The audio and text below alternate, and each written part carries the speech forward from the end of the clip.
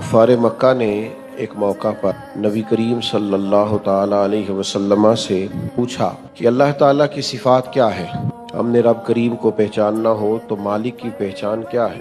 تو اس موقع پہ اللہ تعالیٰ نے اس آیہ مبارکہ کا نزول فرمایا وَإِلَٰهُكُمْ إِلَٰهٌ وَاحِدٌ، فرمایا تمہارا معبود ایک معبود ہے۔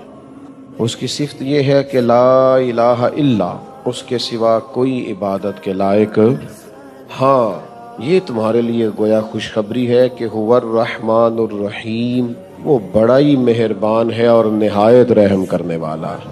وَإِلَٰهُكُمْ إِلَٰهٌ وَاحِدٌ لَا إِلَٰهَ إِلَّا هُوَ الرَّحْمَٰنُ الرَّحِيمُ، تمہارا معبود ایک ہی معبود ہے، اس کے سوا کوئی عبادت کے لائق نہیں، بڑا مہربان ہے اور نہایت رحم کرنے والا ہے۔ یہ جو خاص صفات ہے نا اللہ تعالیٰ کی، کہ تمہارا رب وحدہ لا شریک ہے، تمہارا مالک وہ ہے جس کے علاوہ کوئی عبادت کے لائق نہیں، بڑا مہربان اور نہایت رحم کرنے والا ہے، یہ بنیادی عقائد ہیں مسلمانوں کے۔ نفع و نقصان کا حقیقی مالک اللہ ہے، رزق دینے والی ذات اللہ تعالیٰ کی ہے۔ مسلمان کی ساری حیات اس عقیدے کے گرد گھومتی